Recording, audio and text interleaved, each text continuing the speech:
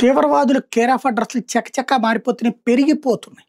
ఎందుకంటే పాకిస్తాన్ తీవ్రవాదులకు పుట్టినిల్లు, ఆఫ్ఘనిస్తాన్ మెట్టినిల్లు, ఖతార్ సహాయక ఇల్లు, వాళ్ళకందరికీ డబ్బులు స్పాన్సర్ తీసుకొచ్చి పెడుతుంది. ముస్లిం దేశాలు స్పాన్సర్షిప్ చేస్తాయి, ఆ డబ్బుల్ని ఖతార్ వాళ్ళకి డిస్ట్రిబ్యూట్ చేస్తుంది. ఇప్పుడు టర్కీ కార్పొరేటీకరణ చేసింది. ఇప్పుడు లష్కర్ తోయిబా, జైషే మహమ్మద్ ఇట్లాంటి వాళ్ళని పాకిస్తాన్లో ఉంటే మనం బాంబులతో పేలుస్తుంటే అక్కడ కేవలం ట్రైనింగ్ సెంటర్ పెట్టి హెడ్ క్వార్టర్లు టర్కీలో పెట్టుకున్నారు. అక్కడి నుంచి కథ నడుపుతున్నారు. ఇది నెంబర్ 1. నెంబర్ 2 వచ్చేటప్పటికి హౌతీ, హమాసు, హెజ్బుల్లా ఇట్లా ప్రపంచంలోని ఇస్లామిక్ తీవ్రవాద సంస్థల హెడ్ క్వార్టర్స్ అని అక్కడే పెడుతున్నారు. ఇప్పుడు హౌతీ తీవ్రవాదులకి వెళ్ళిన నిధులు వాటి అకౌంట్లో ఎక్కడికి వెళ్ళినాయి అంటే టర్కీలో ఉన్న బ్యాంకులకు వెళ్ళినాయి, టర్కీలో ఉన్న ఆఫీస్ నుంచి కలెక్ట్ చేస్తున్నారు.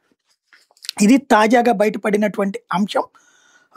ఏదైతే ఇప్పుడు ఆ వ్యవహారమే టర్కీకి సంబంధించినటువంటి వ్యవహారం ఆధారాలతో సహా ఎక్స్పోజ్ చేయడం అన్నటువంటిది లేటెస్ట్ అంశం. IDF Arabic spokes person colonel Avichay Adraee ఈ విషయాన్ని ఐడెంటిఫై చేశారు. Tamer Hassan senior Hamas finance operative in Turkey ఈ డబ్బులన్నిటి కలెక్ట్ చేసుకుంటున్నాడు.